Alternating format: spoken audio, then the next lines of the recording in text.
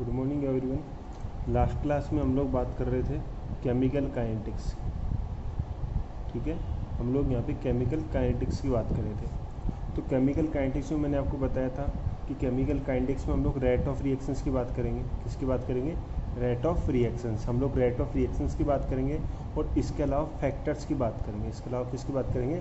Factors, ऐसे factor जो rate of reaction को अफेक्ट करते हैं। ठीक है। रेट ऑफ रिएक्शन को आपको मैंने बताया था 2 पार्ट में डिवाइड की थी हम लोगों ने। एक तो आपकी एवरेज रेट ऑफ रिएक्शन थी और दूसरी आपकी इंस्टेनियस रेट ऑफ रिएक्शन। ठीक है, एक आपकी एवरेज रेट ऑफ रिएक्शन थी, सेकंड आपकी instantaneous rate of reaction. Average rate of reaction की बात करें तो यहाँ पे हम लोग टोटल एवरेज निकाल रहे थे, और इंस्टेनियस रेट ऑफ रिएक्शन की बात करें तो यहाँ पे हम लोग स्मॉल टाइम चेंज के लिए रेट ऑफ रिएक्शन चेक कर रहे थे। क्लियर है? और रेट ऑफ रिएक्शन के लिए मैंने आपको फॉर्मूला बताया था कि rate is equal to change in concentration divide by change in time.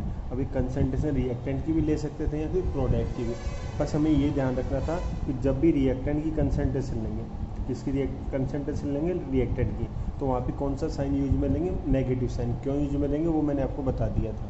ठीक है, तो ये तो हो गई आपकी रेट ऑफ रिएक्शन। आज हम लोग यहाँ से नेक्स्ट पार्ट की बात करने वाले हैं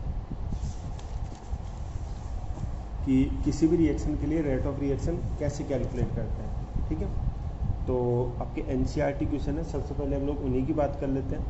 तो एक एनसीईआरटी क्वेश्चन आपका, उसमें N2O5 आप लोगों ने लिया है। ठीक है, ये N2O5 4NO2 + O2 फॉर्म कर रहा है। N2O5 की बात करें तो क्या बना रहा है? 4NO2 + O2। अब यहाँ पे देखो T = 0 टाइम पे, T = 0 टाइम पे N2O5 की कंसंट्रेशन दी गई है 2.33 मोलर। कितनी दी गई है? 2.33 मोलर। ठीक है, after T = 184 minutes. After 184 minute जो आपको N2O5 की कंसंट्रेशन दी गई है वो आपको दी गई है 2.08। कितनी दी गई है? 2.08 मोलर। क्लियर है? आपको N2O5 की कंसंट्रेशन दी गई है, स्टार्टिंग में 2.33 मोलर है और आफ्टर 184 मिनट ये कितनी है? 2.08 मोलर। क्लियर है?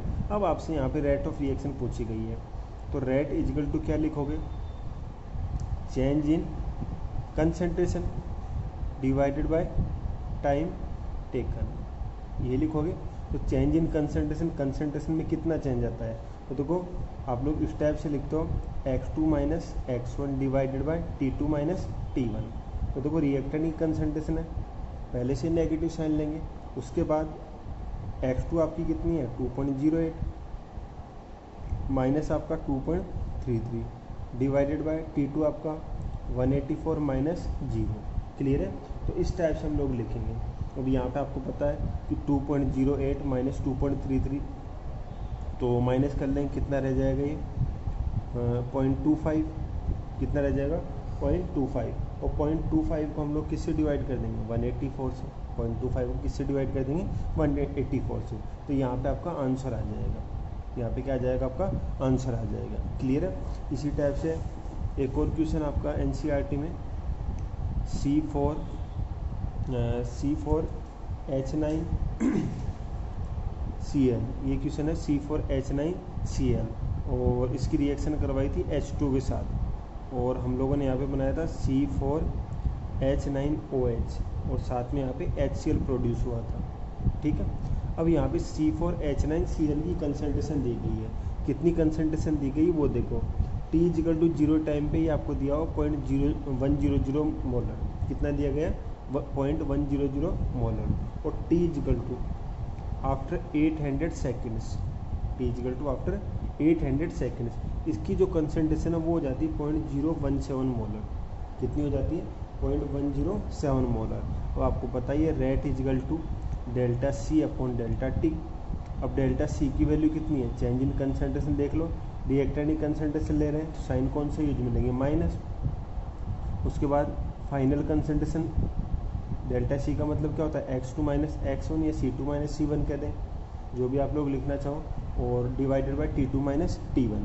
तो यहाँ पे आप लोग क्या लिखोगे? यहाँ पे आप लोग x2 कंसंट्रेशन कितनी है? 0.017, और माइनस x1 कितना है? 0.100, और इसको आप लोग डिवाइड कर दोगे T2 से। T2 कितना है? 800 सेकेंड्स, और माइनस 0। ठीक है। तो यहाँ पे आपका कितना आ जाएगा 0.83, कितना आ जाएगा 0.83 डिवाइडेड बाय 800। क्लियर है।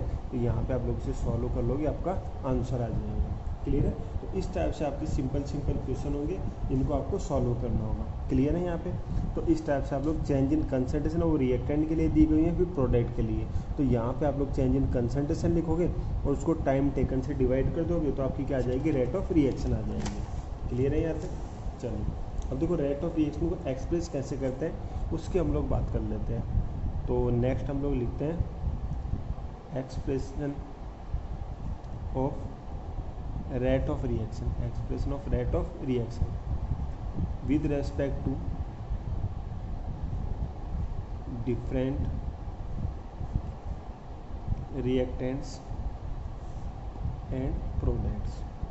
जो आपके डिफरेंट रिएक्टेंट्स होते हैं, डिफरेंट प्रोडक्ट्स होते हैं, उनकी रेस्पेक्ट में रेट ऑफ रिएक्शन को कैसे राइट करेंगे उसकी हम लोग बात कर लेते हैं। ठीक है। तो सबसे पहले हम लोग सिंपल सी रिएक्शन की बात करते हैं। PCl3 react with Cl2 to form PCl5। ठीक है। PCl3 की आप लोग रिएक्शन करवा रहे हो Cl2 के साथ और किसकी फॉर्मेशन करो, PCl5 की।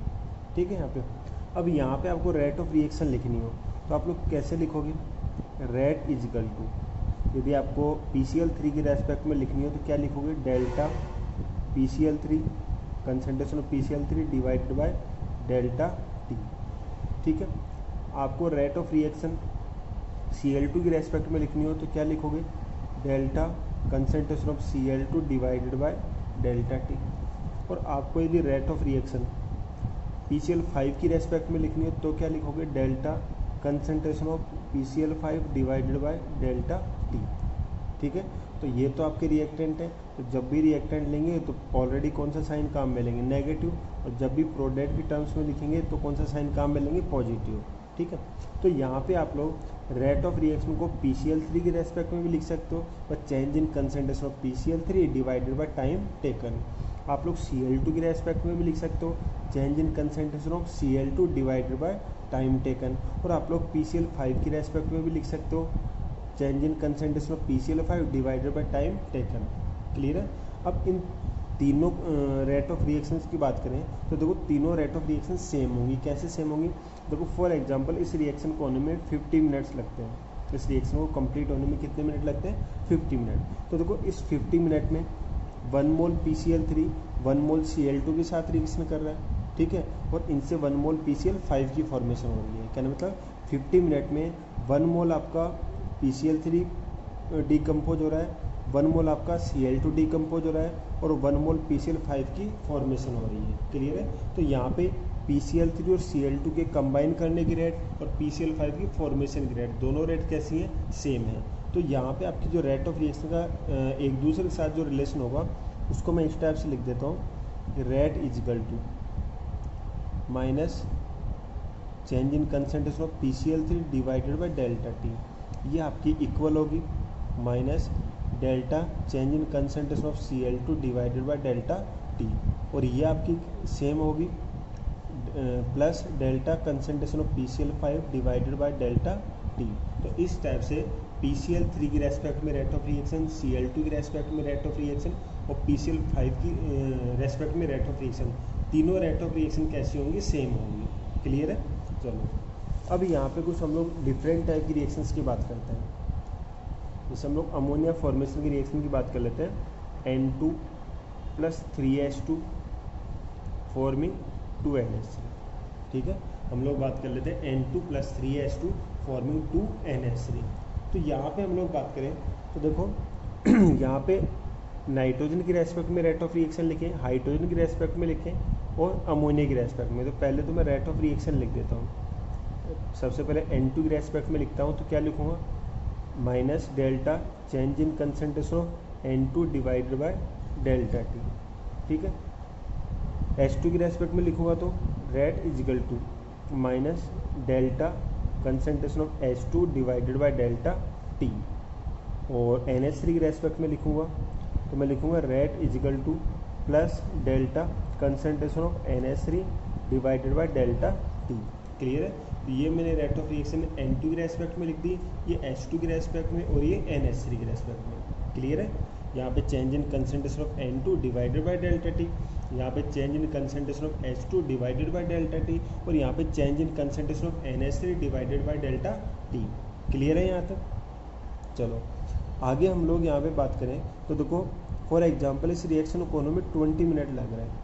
फॉर एग्जांपल यहाँ पे इस रिएक्शन को कंप्लीट होने में कितना टाइम लग रहा है, 20 मिनट। तो इस 20 मिनट में 1 मोल आपका N2 रिएक्ट कर रहा है, 3 मोल आपके H2 रिएक्ट कर रहे हैं, और इनके रिएक्शन से यहाँ पे 2 मोल क्या बन रहे हैं, NH3 बन रहे हैं। क्लियर है। तो लास्ट रिएक्शन में जो आपके तीनों कंपोनेंट थे, कहने मतलब आपके जो रिएक्टेंट थे और जो प्रोडक्ट थे, उनकी रेट ऑफ रिएक्शन कैसी थी, सेम थी। कहने मतलब सेम टाइम में सेम नंबर ऑफ मोल्स वहाँ पे रिएक्शन कर रहे थे। लेकिन यहाँ पे बात करें तो सेम टाइम में different number of moles reaction कर रहे हैं। क्लियर है। तो यहाँ पे यदि आपको आपस में रिलेशन लिखना हो तो किस टाइप से लिखोगे, उसकी हम लोग बात कर लेते हैं। तो देखो सबसे पहले तो मैं N2 के रेस्पेक्ट में लिखता हूँ, rate is equal to minus delta concentration of N2 divided by delta T is equal to minus delta H2 divided by delta T is equal to plus delta concentration of NH3 divided by delta T. ठीक है। तो इस type से हम लोग लिख देंगे, यहाँ पे इस टाइप से हम लोग क्या करेंगे, लिख देंगे। उसके बाद क्या करना है, देखो तो देखो यहाँ पे हम लोगों ने N2 के रेस्पेक्ट में रेट ऑफ रिएक्शन लिख दी, H2 के रेस्पेक्ट में रेट ऑफ रिएक्शन लिख दी, और NH3 के रेस्पेक्ट में रेट ऑफ रिएक्शन लिख दी। लेकिन आप लोग यहाँ पे देख रहे हो कि तीनों कंपोनेंट के रेस्पेक्ट में रेट ऑफ रिएक्शन एक दूसरे के इक्वल नहीं होगी। क्यों नहीं होगी, क्योंकि जितने टाइम में N2 को 1 मोल रिएक्ट कर रहा है, उतने टाइम में H2 के 3 मोल रिएक्ट कर रहे हैं, और उतने टाइम में NH3 के 2 मोल फॉर्म हो रहे हैं। क्लियर है। तो इस टाइप से जब भी कोई आपकी रिएक्शन दी हुई हो जिसमें अलग अलग कंपोनेंट की रेट ऑफ रिएक्शन डिफरेंट आ रही है, तो उनका हम लोग आपस में कैसे रिलेशन निकालेंगे वो देखो। यहाँ पे आपको जितने भी नंबर ऑफ मोल्स दिए हैं, जितने भी स्टोइकियोमेट्रिक कोफिशिएंट दिए गए हैं, देखो जैसे देखो N2 के साथ तो 1 होगा, H2 के साथ 3 होगा, और NH3 के साथ 2 होगा। क्लियर है। तो हम लोग क्या करेंगे कि जो भी स्टोइकियोमेट्रिक कोफिशिएंट है उसे यहाँ पे डिवाइड में लिख देंगे। ठीक है। तो यहाँ पे N2 के साथ तो 1 है तो उसे लिखने की ज़रूरत नहीं है। H2 के साथ क्या है, 3, तो मैं यहाँ पे 3 लिख दूंगा। ठीक है। और NH3 के साथ कितना है, 2, तो मैं यहाँ पे डिवाइड में 2 लिख दूंगा। अब ये जो रेट ऑफ रिएक्शन है वो आपस में क्या होगी, इक्वल होगी। कैसे इक्वल होगी, देखो जितने टाइम में N2 के 1 मोल रिएक्ट करते हैं, ठीक है, उतने टाइम में H2 के 1/3 मोल रिएक्ट कर लेंगे। कहना मतलब इसकी 1/3 रेट और इसकी N2 की 1 मोल की रेट दोनों सेम होगी। जैसे 3 इधर आ जाएगा, 3 इधर आ जाएगा, तो H2 के रिएक्शन की रेट N2 की रिएक्शन की 3 टाइम्स होगी। जैसे 3 इधर ले आए हम लोग, तो H2 और N2 की रेट में क्या रिलेशन होगा, तो H2 की रिएक्ट करने की रेट N2 की रेट से कितनी होगी, 3 टाइम्स होगी। तो अब इनको इक्वल करेंगे तो N2 की रिएक्ट करने की रेट H2 की रिएक्ट करने की रेट की 1/3 होगी। ठीक है। उसी टाइप से N2 की रिएक्ट करने की रेट NH3 की फॉर्मेशन की रेट की क्या होगी, हाफ होगी। कहना मतलब इसका 1 मोल कंज्यूम हो रहा है, उतने टाइम में इसके 2 मोल फॉर्म हो रहे हैं, तो उसकी रेट डबल हो गई। ठीक है। तो इस और इस रेट में क्या रिलेशन होगा, 1/2 हम लोग लिख देंगे। क्या लिख देंगे, 1/2। क्लियर है। और एग्जाम्पल मैं आपको बता देता हूँ, जैसे हम लोग और कोई एग्जाम्पल की बात कर लेते हैं। जैसे आपको 2NO2 दिया गया है और इससे आप लोगों ने 2NO बनाया और साथ में O2 बनाया। ठीक है। अब यहाँ पे आपको रेट ऑफ रिएक्शन लिखनी हो तो मैं डायरेक्ट पहले अलग अलग लिख देता हूँ। देखो NO2 के रेस्पेक्ट में लिखोगे तो माइनस का साइन काम में लोगे, delta concentration of NO2 divided by delta T. NO की रेस्पेक्ट में लिखो, क्या लिखोगे, rate is equal to minus delta NO divided by delta T. और O2 की रेस्पेक्ट में लिखोगे तो rate is equal to plus delta O2 divided by delta T. ठीक है। अब इनका आपस में रिलेशन लिखना हो तो कैसे लिखोगे, rate is equal to minus delta concentration of NO2 divided by delta T is equal to minus delta concentration of NO divided by delta T. और आगे हम लोग लिख देंगे plus delta O2 divided by delta T. अब देखो NO2 के कितने नंबर ऑफ मोल्स हैं 2, तो यहाँ पे डिवाइड में 2 लिख दोगे। NO के कितने नंबर ऑफ मोल्स हैं 2, तो यहाँ पे भी आप लोग डिवाइड में 2 लिख दोगे। तो ऑक्सीजन के नंबर ऑफ मोल्स कितने हैं 1, तो यहाँ पे क्या लिखोगे 1 लिखोगे। अब 1 लिखो या ना लिखो कोई दिक्कत नहीं, तो लिख सकते हो ऐसे। और हम लोग एग्जाम्पल की बात करें तो 4 mole of NH3 react with 5 mole of O2 to form 4 mole of NO and 6 mole of H2। ये कोई रिएक्शन की बात कर लेते हैं, ठीक है। अब इस रिएक्शन में देखो मैं डायरेक्ट लिख देता हूँ आपकी बार रेट ऑफ रिएक्शन।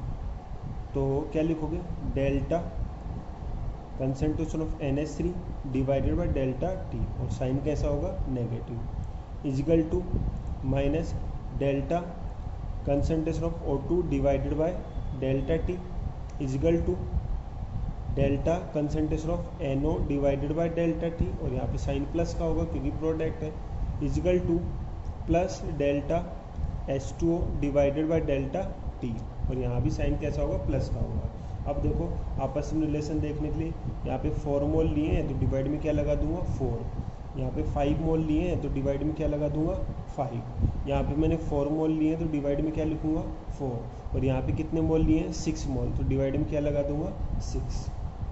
क्लियर है। तो इस टाइप से आप लोगों को रेट ऑफ रिएक्शन का आपस में कोरिलेशन करना होगा। क्लियर है। तो मैं एक जनरल सी इक्वेशन लिख देता हूँ। जनरल इक्वेशन में लिखना चाहूँ इसमें A मोल ले लिए मैंने A के, B मोल ले लिए मैंने B के, ठीक है, और इससे मैंने C मोल C के बना दिए और D मोल किसके बना दिए D के। तो यहाँ पे यदि आपको रेट ऑफ रिएक्शन एक्सप्रेस करनी हो डिफरेंट रिएक्टर और प्रोडक्ट के रेस्पेक्ट में, तो रेट इजगल टू आप लोग क्या लिखोगे minus change in concentration of A divided by delta T equal to minus change in concentration of B divided by delta T equal to minus plus आ जाएगा product के लिए delta change in concentration of C divided by delta T, और आगे लिखोगे plus change in concentration of D divided by delta T। ठीक है। अब देखो A के कितने मोल लिए 1 मोल, तो A से डिवाइड कर A के A मोल लिए तो A से डिवाइड कर दोगे, B के हम लोगों ने B मोल लिए हैं तो B से डिवाइड कर दोगे, C के हम लोगों ने C मोल लिए हैं तो C से डिवाइड कर दोगे, और D के हम लोगों ने D मोल लिए हैं तो D से डिवाइड कर दोगे। ठीक है। तो इस टाइप से आप लोग किसी भी रेस्पेक्ट में आप लोग रेट ऑफ रिएक्शन की कैलकुलेशन कर सकते हो। ठीक है। अब हम लोग कोई एग्जाम्पल देखते हैं। अभी आप लोगों ने एग्जाम्पल लिया था कि 2N2O5, इससे आप लोगों ने 4 मोल NO2 और 1 मोल O2 बनाया था। ठीक है। अब यहाँ पे रेट ऑफ रिएक्शन आप लोगों ने निकाल ली थी। इसकी इनिशियल कंसंट्रेशन 2.33 दी गई थी T इजिकल टू 0 टाइम पे, और T2 इजिकल टू 184 मिनट पे यहाँ पे कंसंट्रेशन कितनी थी 2.08। ठीक है। तो यहाँ पे आप लोगों ने रेट ऑफ रिएक्शन निकाली थी, rate is equal to minus 2.08 minus 2.33, और इसे डिवाइड कर दिया था 184 माइनस 0 से। ठीक है। तो यहाँ पे 0.25 डिवाइडेड बाय 184। अब इसे देखो सॉल्व करते हैं तो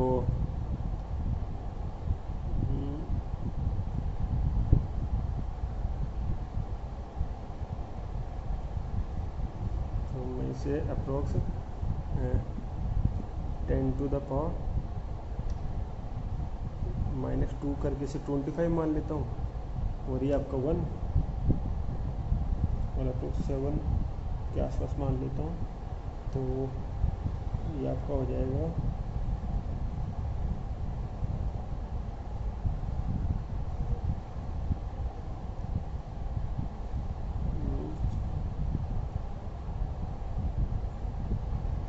1/7, तो 0.1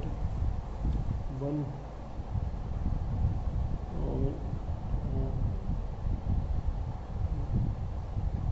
0.14 के आसपास मान लो, 0.14 इंटू 10 टू द पावर -2, तो मैं इसे 1.4 इंटू 10 टू द -3 लिख देता हूँ। 1.4 इंटू 10 टू द पावर -3, और रेट ऑफ रिएक्शन की यूनिट आपको पता ही है मोल पर लीटर पर सेकेंड। ठीक है। रेट ऑफ रिएक्शन की यूनिट क्या होगी मोल पर लीटर पर सेकेंड। यहाँ पे टाइम मिनट में दिया गया था, तो सेकेंड की जगह क्या लिख देंगे मिनट। ठीक है। तो तो रेट ऑफ रिएक्शन आपकी है 1.4 इंटू 10⁻³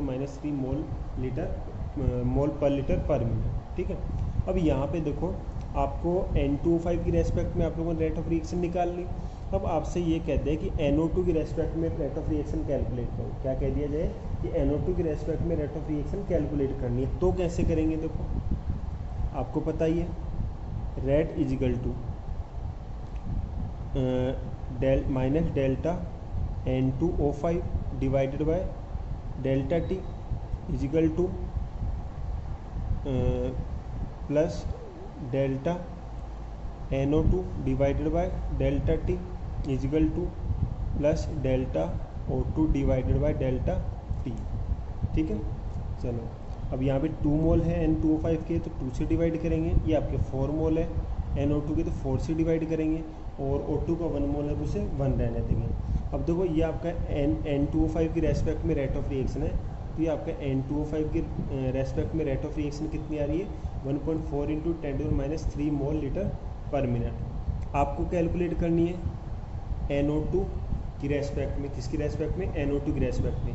तो आपको ये कैलकुलेट करना है। तो देखो ये 4 है, इसको मैं अप साइड में ले आऊँगा, मैं यहाँ पे लिख दूँगा delta concentration of NO2 divided by delta T। ये आपको कैलकुलेट करना है NO2 की रेस्पेक्ट में rate of reaction in respect of NO2। ये 4 तो ऊपर की साइड आ जाएगा, 2 डाउन साइड में है ही, और N2O5 डेल्टा T की रेस्पेक्ट में रेट ऑफ रिएक्शन कितनी आ रही है 1.4 इंटू 10⁻³ तो आप कर लेंगे, ये आपका कितना आ जाएगा 2 आ जाएगा, तो आपका आ जाएगा 2.8 इंटू 10⁻³ मोल पर लीटर पर मिनट। ये आपकी रेट ऑफ रिएक्शन हो जाएगी। ठीक है, इसी टाइप से O2 की रेस्पेक्ट में करना हो तो O2 के साथ क्या रिलेशन है, देखो ये 1/2 आएगा और ये आपका O2 1 ही, तो इसे इस टाइप से कर लेंगे। लिख देता हूँ मैं पहले, rate is equal to delta minus delta N2O5 divided by delta T, और ये 2 था is equal to plus delta concentration of O2 divided by delta T। तो O2 की रेस्पेक्ट में निकालनी है, तो N2O5 की रेस्पेक्ट में जो रेट ऑफ रिएक्शन थी उसका हाफ निकाल लो, delta concentration of O2 divided by delta T is equal to 1/2। अब N2O5 की रेस्पेक्ट में कितनी दिया हुआ था 1.4 इंटू 10⁻³, तो कितना आ जाएगा 0.7 इंटू 10⁻³ या फिर मैं लिख दूँ 7 इंटू 10⁻⁴ मोल पर लीटर पर मिनट। ठीक है, तो ये आपकी रेट ऑफ रिएक्शन होगी। तो इस टाइप से आप लोगों को ये क्वेश्चंस करने हैं। ठीक है।